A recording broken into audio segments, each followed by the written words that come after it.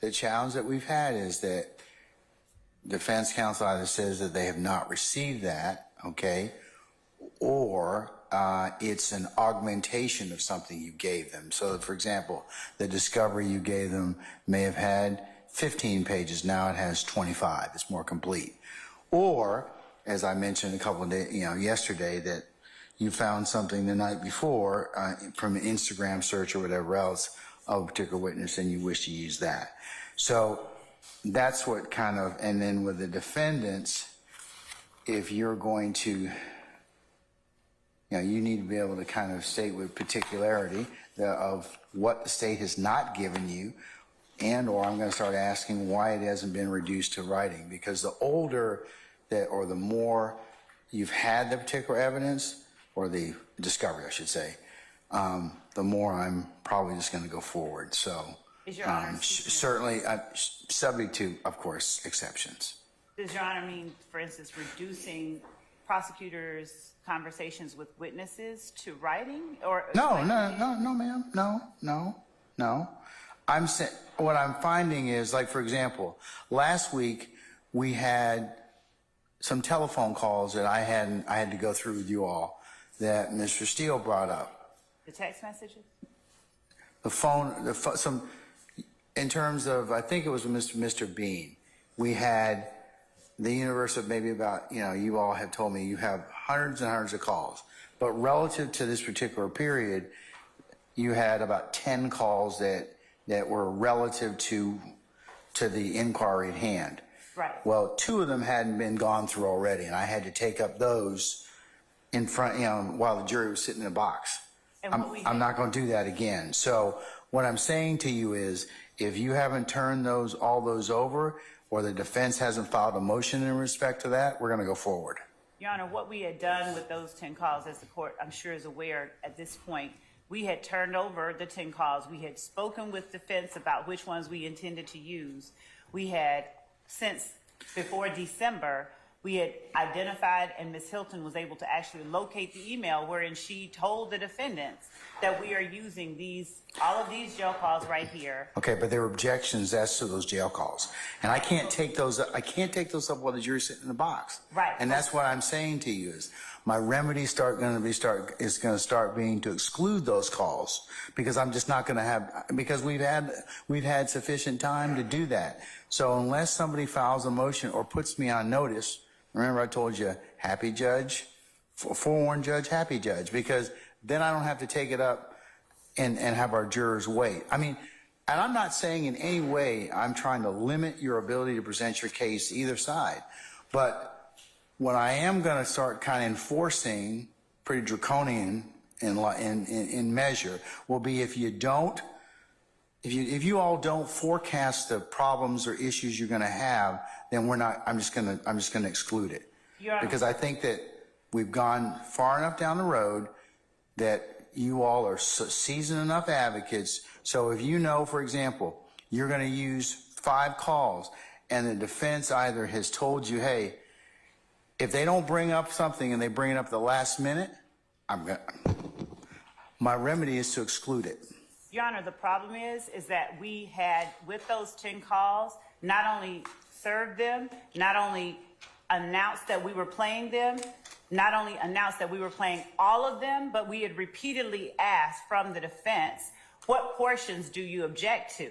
So we had satisfied all of our statutory obligations. We had even satisfied beyond that, because we repeatedly requested of counsel for the defendants, which parts do you object to?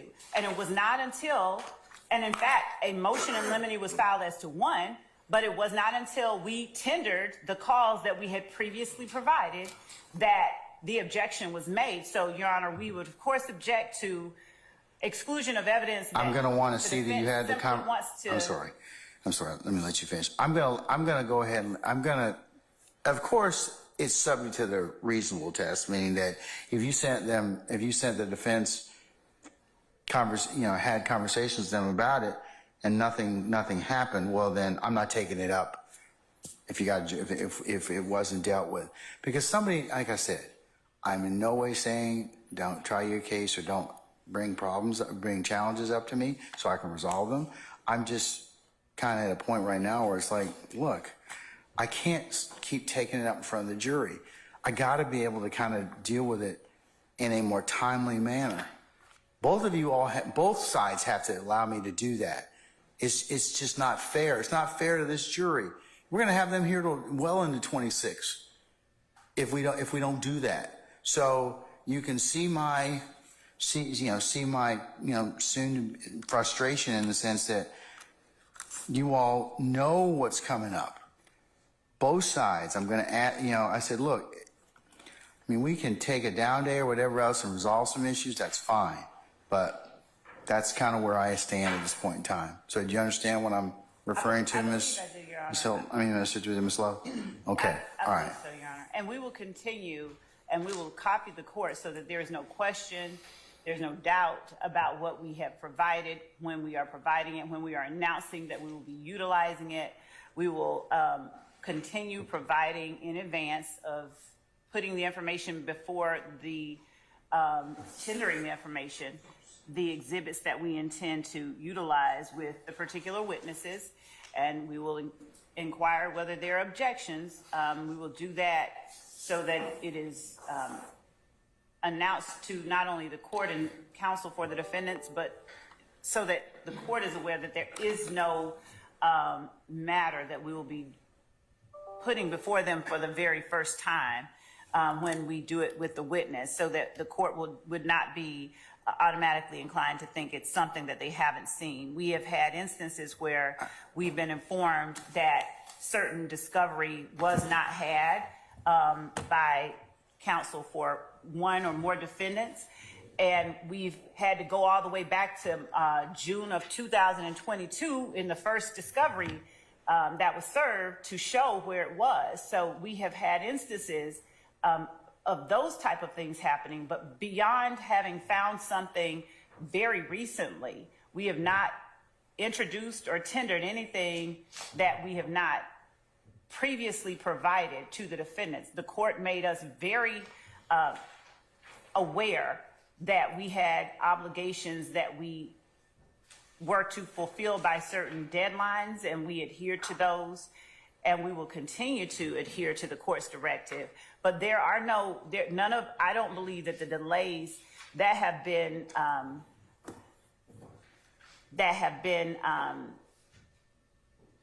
come up during the course of the presentation of the state's case have had anything to do with the state. There's, like I told you yesterday, Ms. Love, there's blame to go around on everybody, okay? That's why I didn't really need any argument yesterday. I really didn't, because I've sat here. So, I'm not casting aspersions on everybody. Like I said, I want everybody to do better. And if you don't do better, I'm telling you, I got 5 remedies, okay? So, and you heard the remedies yesterday.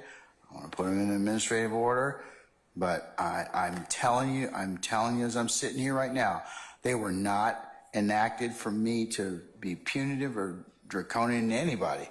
But I have the right and manner and obligation to control this trial, and right now it's not going smoothly. So